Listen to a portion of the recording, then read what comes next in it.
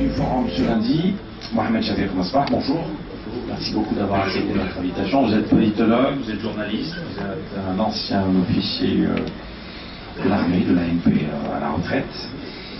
Votre présentation s'intitule Algérie, situation intérieure et environnement international. Alors comme la tradition d'avoir, on va dire, 3 quarts d'heure, on va essayer de faire ça un peu court afin de permettre à tout le monde de poser ses questions de présentation, et puis juste après on revient sur bien sûr un certain nombre de points importants dans votre présentation et donner la parole à l'assistance. C'est à vous, monsieur.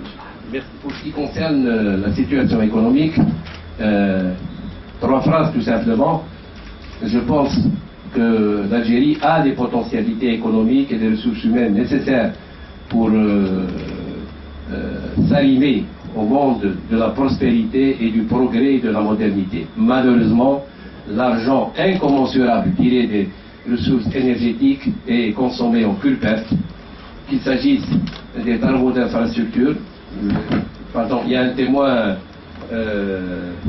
particulièrement indiqué ici, c'est M. Shalom Abdelkrim, sismologue, qui me fait peur lorsque je discute avec lui, parce qu'il me dit qu'avec un tremblement de terre à l'échelle de 6,5, tout ce qui a été construit risque de tomber. Vraiment, ça n'en fait pas au dos.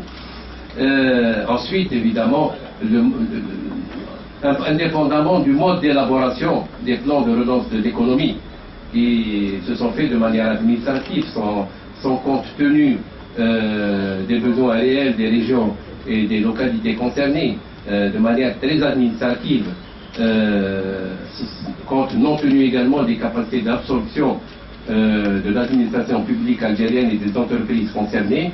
Nous avons donc en réalité des plans de relance de l'économie qui sont appliqués à 30-40%, avec des déperditions énormes, des affaires de corruption dans la presse cet État, et vraiment qui nous rend tristes pour ce pays que nous aimons. Quel est le mode de gouvernance sur le plan économique? C'est une distribution anarchique de la rente, soit sous forme de subventions directes, soit sous forme de revalorisation de salaire.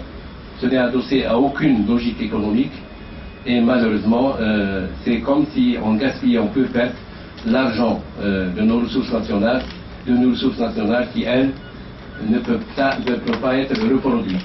Je crois que nous avons là un expert reconnu en la personne de mon ami Ahmed Benbitour, qui s'est souvent prononcé sur la question avec beaucoup d'expertise, de rigueur, et je ne peux que l'en féliciter. La situation sociale, c'est vrai qu'il y a une répartition de la rente, qu'il y a également le salariat pluriel dans les familles qui permet un peu de faire illusion. Mais dans la totalité du bilan, c'est la régression sociale. Il n'y a pas de progrès. Au contraire, le chômage touche les diplômés de manière très, très forte.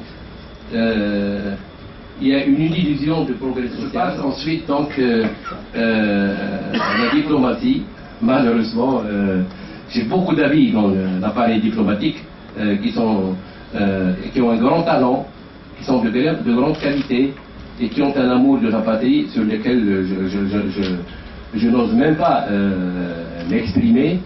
Malheureusement, ils ont les mains liées. La diplomatie algérienne est en crise sur 3 plans. D'abord, le fonctionnement de l'appareil diplomatique. Je m'excuse de le dire, je ne veux pas tirer sur des ambulances, mais le vrai ministre des Affaires étrangères, ça a toujours été, depuis 1999 jusqu'à présent, M. Abdelaziz Bouteflika lui-même. Aucun ministre des Affaires étrangères n'a eu délégation pour diriger la diplomatie algérienne. Ce qui fait que des décisions vraiment tout à fait accessoires, nomination des chefs de bureau, doivent remonter jusqu'à la présidence, pour ne pas dire jusqu'au président, avant que la décision soit prise. Il n'y a pas également de politique étrangère en règle générale, pour la simple raison qu'il n'y a pas de consensus national sur la politique de défense nationale. Or, ce consensus national, c'est l'élément principal. Quelle que soit la nature du régime, Boumediene, c'était un régime autoritariste en Algérie. mais il y avait un consensus national autour des thèmes de politique étrangère. Il n'y a pas d'anticipation stratégique. Malheureusement, la diplomatie algérienne fonctionne comme un pur appareil administratif, absolument sans une capacité de se projeter dans l'avenir. Ça ne veut pas dire que les diplomates qui sont à l'intérieur ne sont pas capables. Je le dis et je le répète. Il y a des diplomates de qualité, de grands talents, de grandes convictions patriotiques, mais ils ont les mains liées, tout comme leur ministre d'ailleurs. Évidemment, cette crise diplomatique a eu à se vérifier dans les différents événements qui caractérisent actuellement la scène internationale où l'Algérie, pour ainsi dire, est présente. Je me rappelle, par exemple, à propos de la crise libyenne, je préparais une réponse que Al-Watan devait publier, et j'avais contacté M. Smaïl Hamdani pour lui demander une question très précise. Je voulais savoir, puisqu'il a été collaborateur du président Boumediene, je voulais savoir comment le président Boumediene aurait réagi face à la crise libyenne, étant entendu qu'à l'époque, on a fait passer virtuellement pour être un allié de l'Algérie. Il m'avait dit, d'abord, il y a un fait préalable très important, c'est que Boumediene n'aurait jamais été pris au dépourvu. Il aurait su avant ce qui allait se dérouler en Libye, et en fonction de ça, il aurait défini une position qui soit conforme aux intérêts de l'Algérie. Ni nous étions au courant, ni nous avions défini une attitude conforme aux intérêts de l'Algérie, ni nous étions tout simplement présents sur la scène pour affirmer la présence de l'Algérie. Bon Dieu, comment se fait-il que le Mali soit peu et absent et l'Algérie est absente? L'Algérie était une puissance régionale. Rien ne se passait dans le Sahel sans que l'Algérie ne soit partie dans suffisamment de tact et d'intelligence pour promouvoir une évolution dans la hiérarchie militaire. Grossièrement, je ne parle pas des 3 ou 4 officiers généraux dont là je suscite l'hilarité. Je les respecte et je pense que c'est la biologie, comment dire, va faire son œuvre. Mais honnêtement, je pense que sur ce plan-là, ils sont tirés à bon compte. Restent les services d'enseignement. Les services d'enseignement également ont été marqués par une certaine évolution. Moi, personnellement, je suis content que les services de renseignement se soient recentrés, par exemple, sur des missions de contre-intelligence économique. Actuellement, je vais peut-être, comment dire, contrarier l'avis de beaucoup de gens, parmi lesquels des amis. Je crois sincèrement que les services de renseignement sont en train d'opérer un retrait par rapport au champ politique. Mais c'est des acteurs politiques, un certain nombre de partis et de leaders qui frappent à la porte. Il doit y avoir des règles de respect et de considération. Les services d'enseignement comme l'armée sont des institutions normales.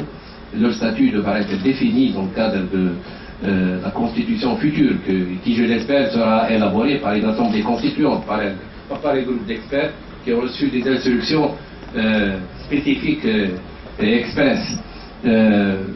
Personnellement, je ne suis pas, je ne suis pas contre le fait qu'on puisse confier à l'armée algérienne un rôle de garant de la pérennité des institutions, et même dans le processus démocratique qui doit s'ouvrir, un rôle de garant pour la réussite du processus démocratique.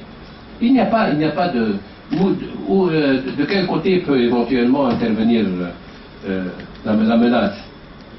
Moi, je le dis très franchement et de manière publique, je ne suis pas éradicateur, mais je ne suis pas le conciliateur BA. Je considère que le Coran islamiste est une réalité incontournable et consubstantielle à la société algérienne. Il faut en tenir compte. L'essentiel, c'est qu'il faut absolument mettre des barrières pour qu'il n'y ait pas possibilité qu'un État théocratique puisse s'installer et qu'il n'y ait pas possibilité pour que la diversité politique qui caractérise la société politique algérienne soit effacée. Pour le reste, il faut absolument accepter les Algériens, quelles que soient leurs orientations politiques. C'est le principe fondamental. Je pense sincèrement que actuellement, il ne serait pas possible d'organiser un scrutin présidentiel transparent, d'autant plus que je suis persuadé que je ne parle pas du président de la République, mais l'entourage du président de la République s'efforcera de contrarier si ce n'est pas un candidat adoubé par le cercle présidentiel, il s'efforcera de contrarier le président de la non pas par émotion, par affection. J'ai eu l'occasion de travailler avec lui, j'ai une grande affection pour lui, une grande admiration, mais sincèrement c'est un choix rationnel, mûri, parce qu'il faudrait qu'il y ait un président qui d'abord soit élu, parce qu'il est évident que s'il veut revenir au pouvoir, ce serait à la faveur d'un scrutin transparent. Et c'est la seule personne qui pourrait être élue sans absolument aucune contestation. Et comme il est horripilé par le pouvoir, ça je peux le dire et le répéter, c'est quelqu'un qui a horreur du pouvoir. Nous avons j'ai des amis ici de l'armée, des anciens compagnons qui sont là, ils pourraient en témoigner.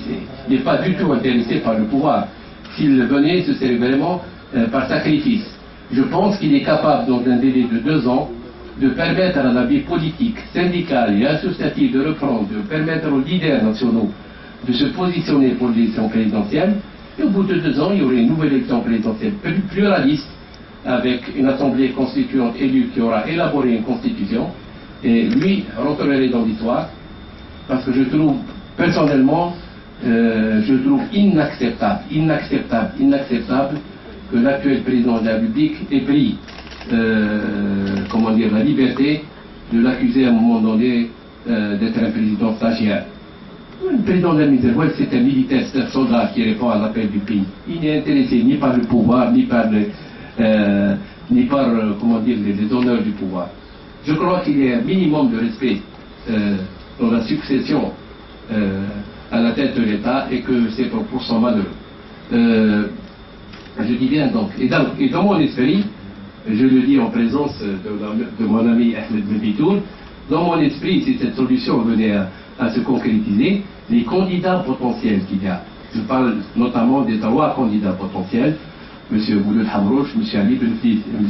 Ahmed Bitoul, qui sont des amis pour lesquels j'ai beaucoup d'estime, de considération, et qui sont aptes à diriger le pays. Je pense que dans un état transitoire, ils devraient se donner la main pour aider à cette transition. Ils seraient évidemment partie de la solution.